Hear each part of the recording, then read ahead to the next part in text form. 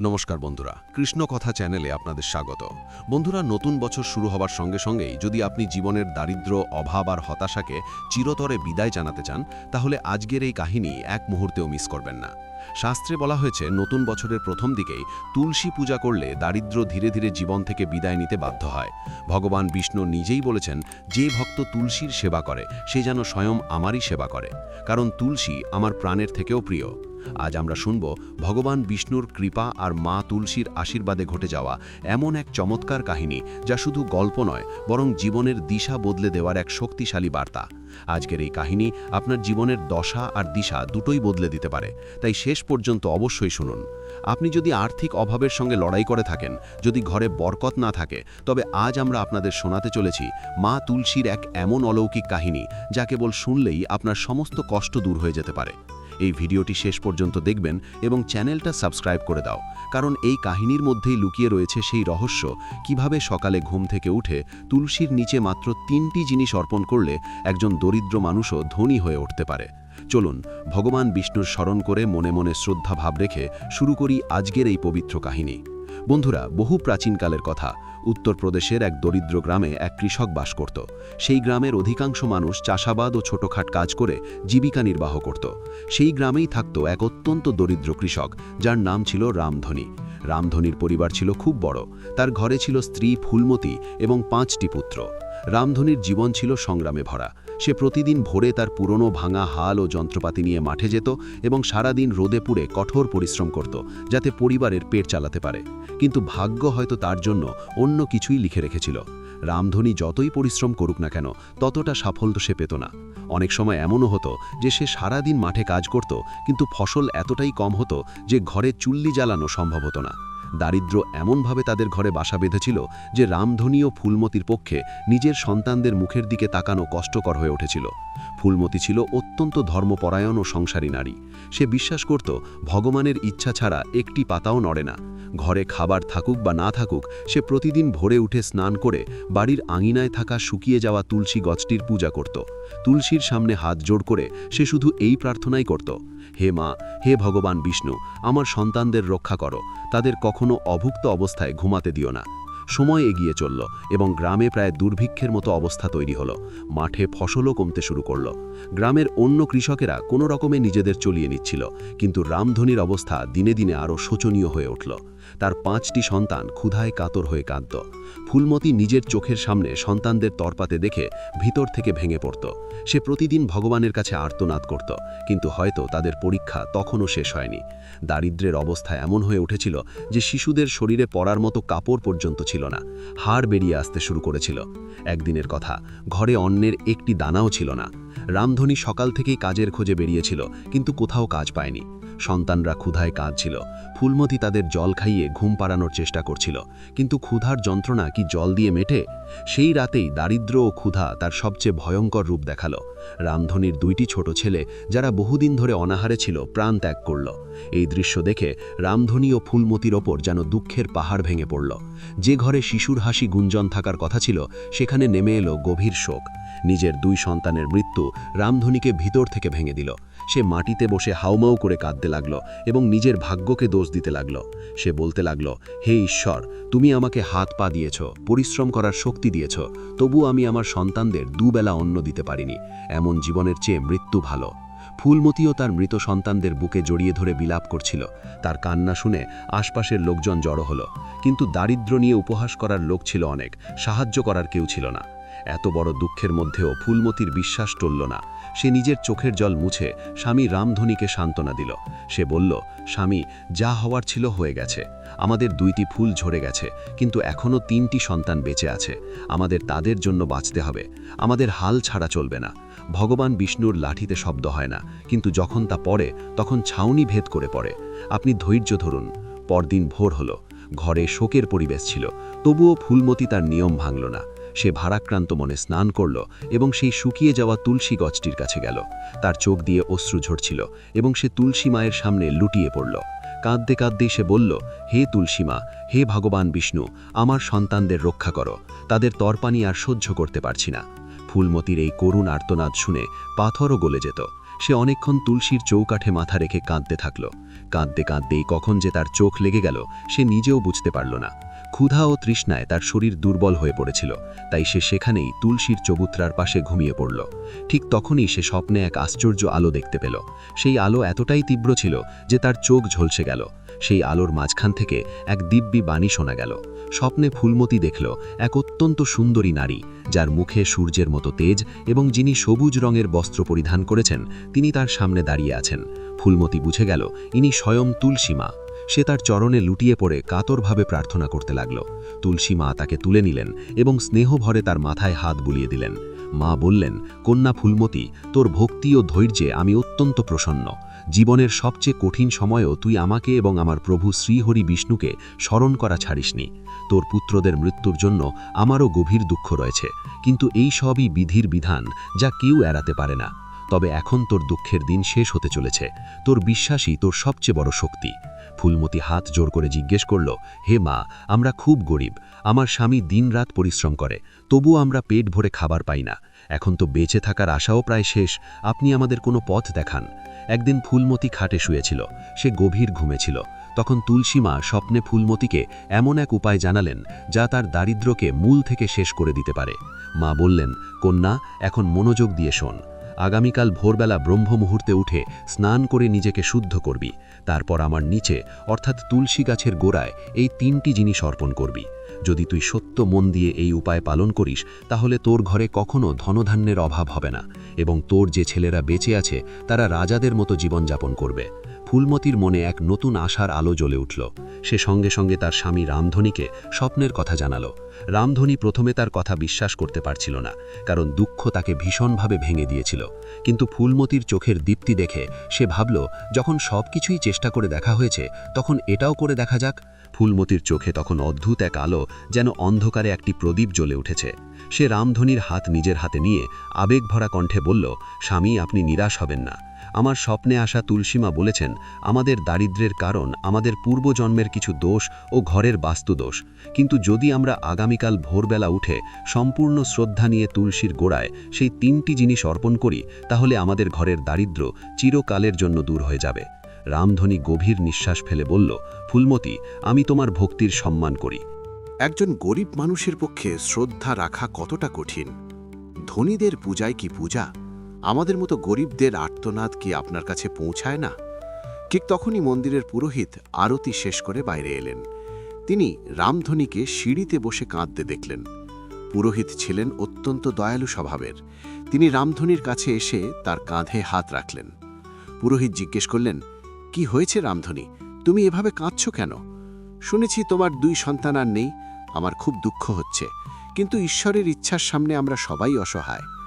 রামধনী নিজের সমস্ত দুঃখ কথা পুরোহিতকে বলল। সে জানালো কিভাবে তার স্ত্রী স্বপ্ন দেখেছে এবং কিভাবে তার 3টি জিনিসের প্রয়োজন, কিন্তু পুরো গ্রাম ঘুরেও সে কিছুই পায়নি। রামধনীর কথা শুনে পুরোহিতের চোখে জল এসে গেল। পুরোহিত বললেন, রামধনী, তুই খুবই সরল। দুনিয়ার লোকেদের কাছে চাইলে তারা তাদের ক্ষমতাই দেখাবে, কিন্তু তুই তো এখন মন্দিরের দ্বারেই বসে আছিস। এখানে স্বয়ং ভগবান বিষ্ণুর বাস। এখান থেকে কেউ খালি হাতে ফেরে না। তোর স্ত্রীর ভক্তি সত্য। দাঁড়া, আমি এক্ষুনি আসছি। পুরোহিত মন্দিরের ভেতরে গেলেন। কিছুক্ষণ পর তিনি একটি ছোট পুটলি ও একটি পাত্র নিয়ে বাইরে এলেন। তিনি সেগুলো রামধনীর হাতে তুলে দিলেন। রামধনী খুলে দেখতেই তার চোখ বিস্ময়ে বড় হয়ে গেল। সেখানে একটি ছোট শিশিতে খাঁটি গরুর ঘি ছিল, একটি পুটলিতে হলুদ ছিল, এবং একটি ছোট লোটায় সামান্য দুধ ছিল, যা মন্দিরে ভোগ দেওয়ার জন্য এসেছিল। পুরোহিত বললেন, রামধনী, এটা ঠাকুরজির প্রসাদ, নিয়ে যা। এই দুধটা সন্ধ্যার পূজার জন্য এসেছিল, একেবারে কাঁচা। আর এই ঘি ও হলুদও মন্দিরের। গিয়ে তোমার স্ত্রীকে বলো যেন আগামীকাল ভোরে সম্পূর্ণ বিধি অনুযায়ী পুজো করে। আমার আশীর্বাদ রইল, তোমাদের দুঃখ অবশ্যই দূর হবে। রামধনীর কাছে তখন কোনো ভাষা ছিল না। সে পুরোহিতের চরণ স্পর্শ করল এবং সেই অমূল্য ধন বুকে জড়িয়ে ধরল। যে জিনিসের জন্য সে ধনীদের দরজায় দরজায় ঘুরে অপমানিত হয়েছিল, সেই জিনিস সে ভগবান বিষ্ণুর গৃহ থেকে বিনা চাওয়াতেই পেয়ে গেল। সেদিন রামধনী বুঝে গিয়েছিল, যখন মানুষের সব দরজা বন্ধ হয়ে যায়, তখন ভগবান বিষ্ণু কোনো না কোনো জানালা অবশ্যই খুলে দেন। সে আনন্দে ভরে নিজ বাড়ির দিকে ছুটে চলল। চারদিকে অন্ধকার নেমে এসেছিল, তবুও তার চোখে পথ পরিষ্কার দেখা যাচ্ছিল। বাড়ি পৌঁছে সে দেখল ফুলমতি এখনও তুলসীর পাশে বসে তার অপেক্ষা করছে। বাচ্চারা ঘুমিয়ে পড়েছিল। রামধনী গিয়ে সব জিনিস ফুলমতির সামনে রাখল। জিনিসগুলো দেখতেই ফুলমতির মুখ উজ্জ্বল হয়ে উঠল। সে রামধনীর দিকে তাকালো। রামধনীর অবস্থা শোচনীয় ছিল, কাপড় ধুলোয় মাখা, কিন্তু মুখে তৃপ্তির ছাপ। ফুলমতি বলল, আমি জানতাম আপনি নিয়ে আসবেন। মা তুলসী আর গোপাল আমার মান রেখেছেন। রাত অনেক হয়ে গিয়েছিল।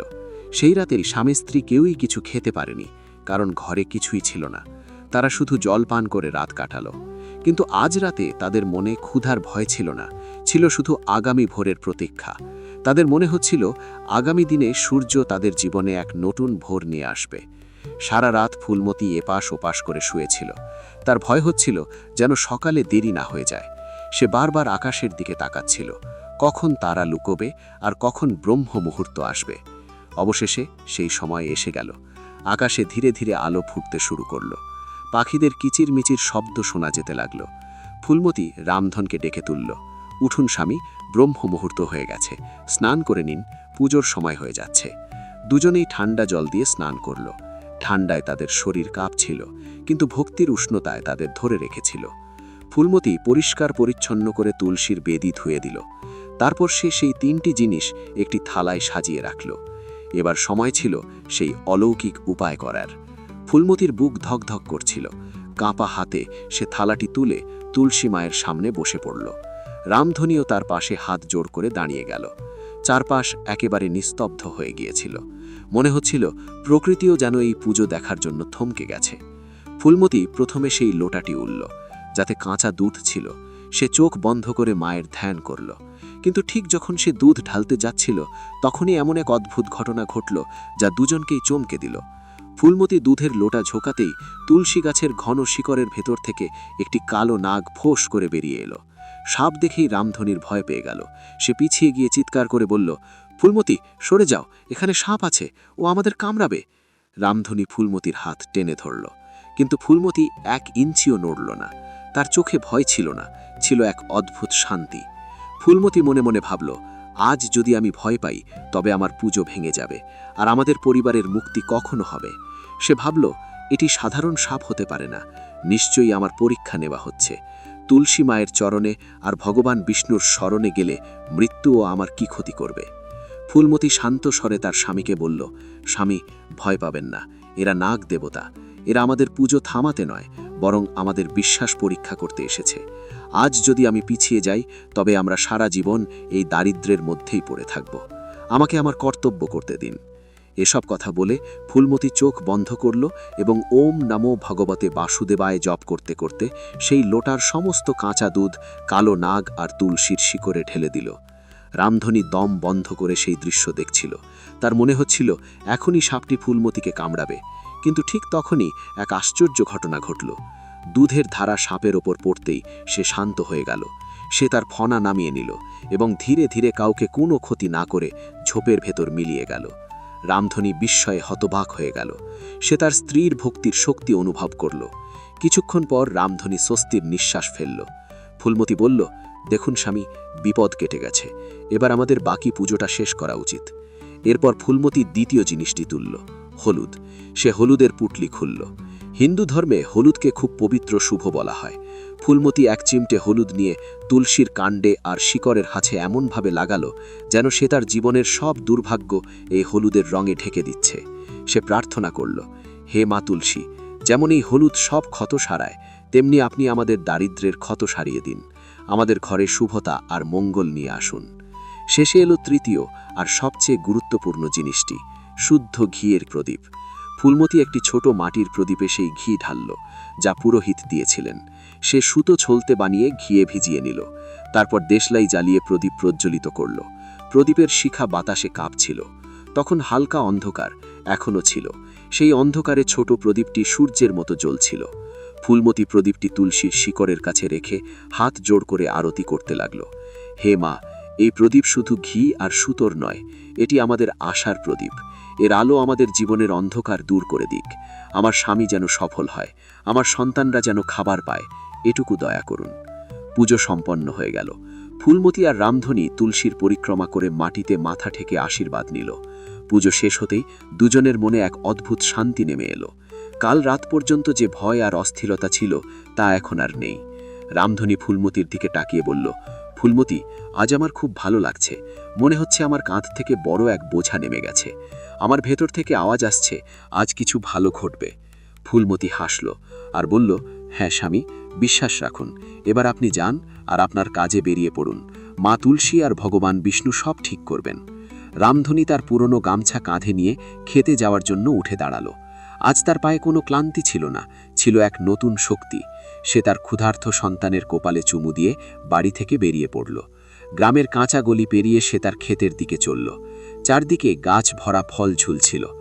আম, পেয়ারা আর আপেলের গাছ বাতাসে দুলছিল। সকালের রোদ পাতায় পড়ে সোনালি আলো ছড়াচ্ছিল। রামধনী আকাশের দিকে তাকালো। সূর্য উঠে গেছে আর তার কিরণ মাটিতে পড়ে যেন নতুন প্রাণ দিচ্ছিল। সে মনে মনে বলল, জয় জয় মা তুলসী, জয় শ্রীহরি বিষ্ণু। সে গাছের দিকে এগিয়ে ফল তোলা শুরু করল। প্রতিদিনের মতো সে ভাবছিল এই ফল থেকে বিশেষ কিছু হবে না, কিন্তু আজ তার মনে এক অদ্ভুত বিশ্বাস ছিল। যত সে ফল তুলছিল ততই তার ঝুড়ি ভারী হয়ে উঠছিল। কিছুক্ষণ পরে ঝুড়ি মাটিতে রাখতেই তার মনে হলো এটি অস্বাভাবিকভাবে ভারী। সে ভাবল হয়তো ফল বেশি হয়ে গেছে। সে ঝুড়ি খুলে দেখার জন্য হাত বাড়ালো।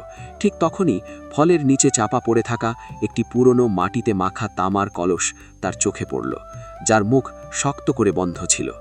রামধনী ফলের স্তূপের মাঝে দাঁড়িয়েছিল। ঝুড়িগুলি সরাতেই সে মাটির ভেতর অর্ধেক পোতা সেই পুরনো তামার কলসটি দেখতে পেল।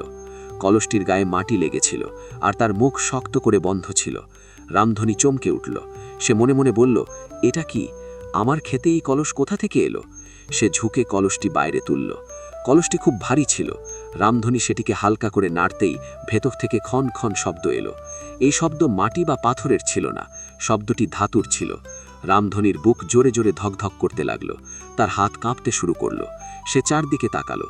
ক্ষেতের চারপাশে দূর দূর পর্যন্ত কেউ ছিল না, শুধু বাতাসে ফলের সুবাস আর পাতার খসখস শব্দ শোনা যাচ্ছিল।